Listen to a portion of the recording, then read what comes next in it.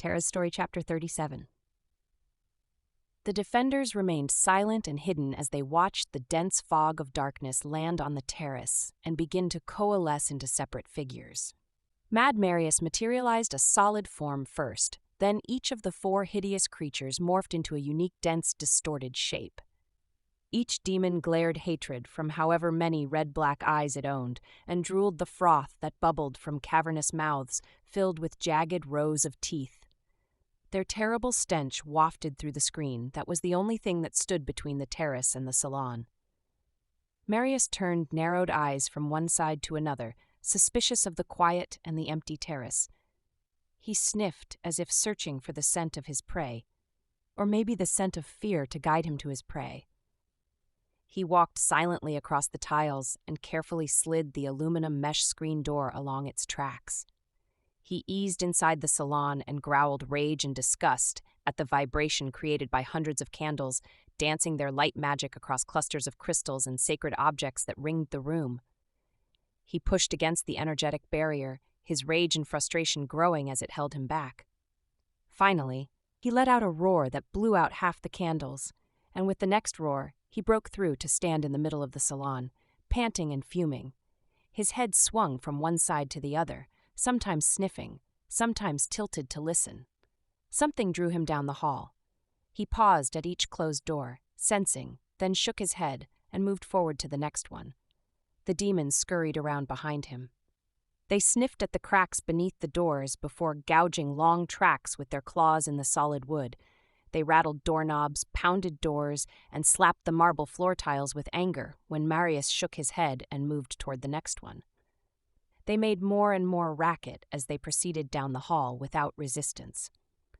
When they reached the door at the end of the hall, they had worked themselves into a snarling frenzy. Marius twisted the antique knob slowly. The latch released, the door swung open. His gaze landed on four people sitting silently, side by side, bound to their chairs with 3-inch bands of chromium tape, their mouths covered with duct tape. He recognized them, some of the stooges who had brought him his ransom money. He didn't know their names, barely knew their faces, didn't care who they were or what they did. He recognized them by the energetic remnants of the spell he had used to control them. He raised his hand and began to draw symbols in the air to reactivate the spell. The four in the chairs began to struggle against their bonds. The room filled with muffled cries and curses. The demons began to jump up and down in excitement. "Stop!" bellowed a woman's voice, shrill and determined. Startled, Marius stopped. He refocused and pointed his gaze at a small woman standing behind one of the big men strapped in the chairs. As he slid his refocused gaze from side to side, he noticed other people in the room. He brushed over most of them, but his gaze locked on those who glowed with a light that he could feel draining his strength. Angrier now, he stared at the woman off to one side, who stepped forward in front of all the others. He snarled and crouched. Confused by his behavior, the demons subsided a little and crouched behind their master. "Marius, you are under arrest for the theft of $12 million, acts of terrorism against the citizens of this municipality, the murder of 9 individuals, and the involuntary abduction of 12 government officers." When the woman flashed some kind of badge at him, Marius burst into hysterical laughter. "And how you gonna prove any of that, missy?" he snarled and quickly drew another symbol in the air. All four of the people bound to the chairs slumped, unconscious, their eyes rolled back so that only the whites showed. The small woman behind the big man shrieked in dismay. Marius giggled then and smirked. "Do you have any idea who you're dealing with, missy?" He spit at her to show his contempt. "Why," he continued in a mocking tone, "I have none of the money you say I stole, and when I'm done you won't have any witnesses. To anything. Especially not what's going to happen when I turn my little helpers loose. And you can't accuse me of anything when I'm locked in a cell in your federal prison." He cackled in glee. The demons began to jump up and down again, their fangs dripping saliva. "Oh, but that's where you're wrong, Marius," the woman spoke. "We have cameras, we have energy tracers, and we have supernatural as well as human witnesses, and we know where the money is. Even better, we have a new legal code created just for you by the Division of Paranormal Offenses. Marius's smirk distorted into a scowl. My money! That seemed to be the only part of the woman's statement that held his attention. He stuck out his neck and dropped his head like a wild beast preparing to attack, now looking more like a gargoyle than any form of human. His nose stretched into a snout and he hunkered low. My money, he repeated once again and then again and again like a chant. My money, my money, my money, my money.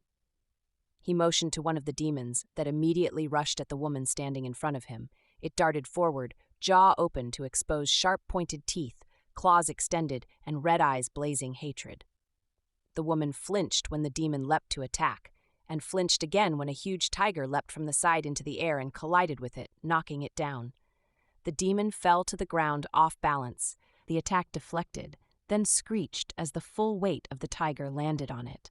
The tiger's massive jaws grabbed it by the throat and shook furiously, until finally the noise and struggle ceased.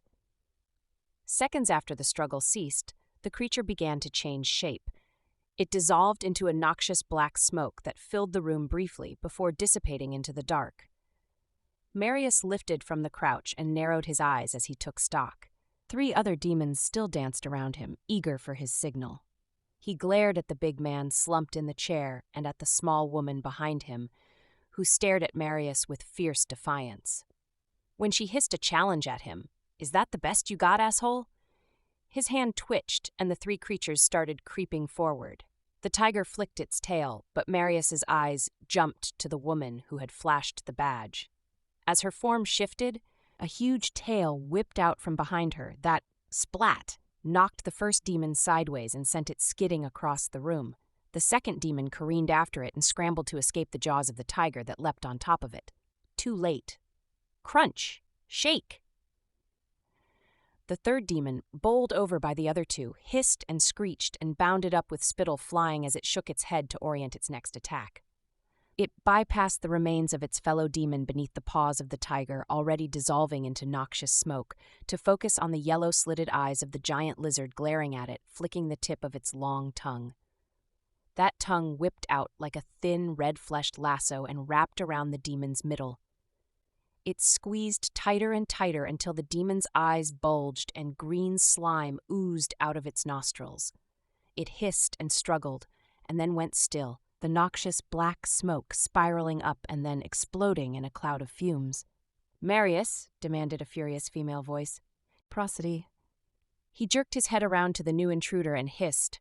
"You! Haven't had enough yet?" he yelled, and lifted his hands to write more symbols in the air. But Simeona's hands were already raised, palms directed at him, and the wave of energy she threw knocked Marius flat on his back. He rolled onto all fours and scrambled from his knees to his feet, his hands braced on the floor, to face her. "Prepare to die, fool!" he bellowed as he pulled aside the sleeve of his robe and flung the dagger hidden there. It glinted with blue light on the jagged edges of its blade as it tumbled through the air. As it neared Simeona, the dagger seemed to go into slow motion, turning slower and slower. She reached up and grabbed the handle, and with a flick of her wrist, sent it spinning back toward Marius, who stood frozen in shock until a split second before the dagger would have skewered him, when he threw himself sideways. The dagger pierced the wood of the door behind him and stuck there, vibrating and smoking as the sizzle turned to flames that scorched the door before it fizzled out.